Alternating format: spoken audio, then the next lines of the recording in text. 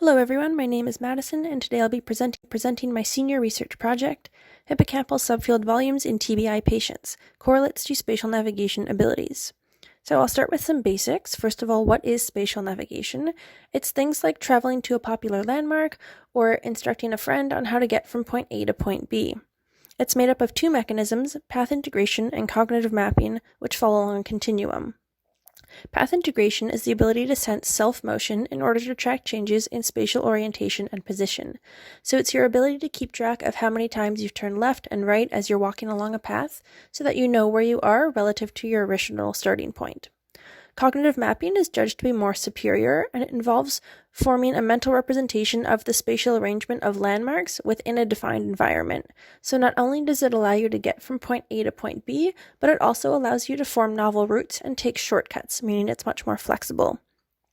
Both of these mechanisms are thought to be located within the hippocampus, which is commonly known as a center for learning and memory. The hippocampus has multiple different subfields, one of which, the CA1, possesses pyramidal cells which are thought to be critical for cognitive map formation.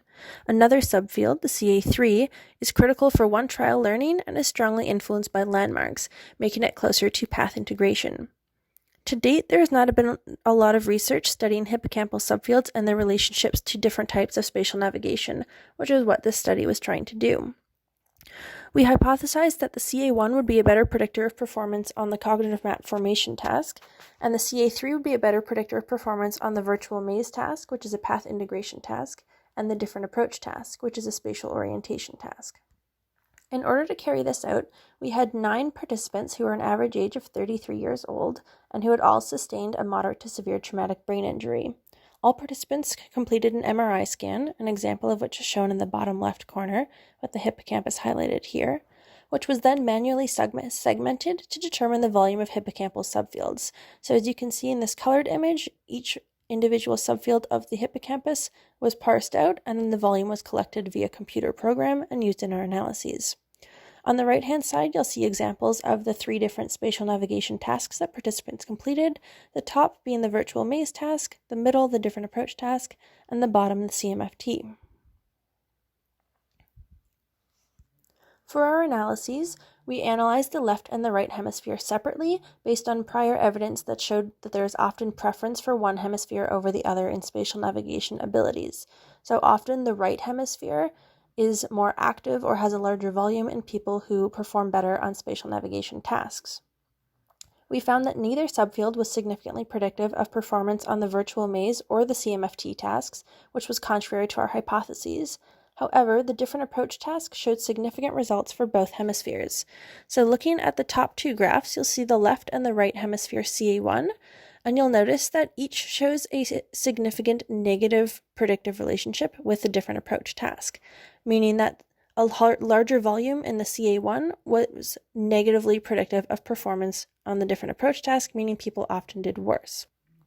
Conversely, looking at the bottom 2 graphs, you'll see the left and the right hemisphere CA23DG region, which encompasses the CA3 region we are looking at, and you'll see that this region was a significant positive predictor of performance on the different approach task, meaning that people who had a higher brain volume in this area tended to perform better on the task, which confirmed part of our second hypothesis. So this leads us to believe that spatial orientation abilities may be located in the CA3 region. And since we didn't find path integration and cognitive map abilities to be linked to any subfield, one explanation may be that the hippocampus is able to process the spatial information, but is not able to compute it, meaning that it exports it to somewhere else in the neocortex to actually form the cognitive map. However, the most likely explanation stems from the sample size. As you'll recall, the sample size was only 9, which is small and makes it difficult to reliably observe the hypothesized relationships. In addition, the residual plots, an example of which can be seen on the right here, were not randomly distributed and instead show a linear relationship, meaning the data may not fit the model and caution your interpretation of the results. So, where should this research go in the future? The number 1 focus should be to be able to establish relationships between subfields and different types of spatial navigation, ideally with a larger sample size. So thank you so much for listening, and please let me know if you have any questions.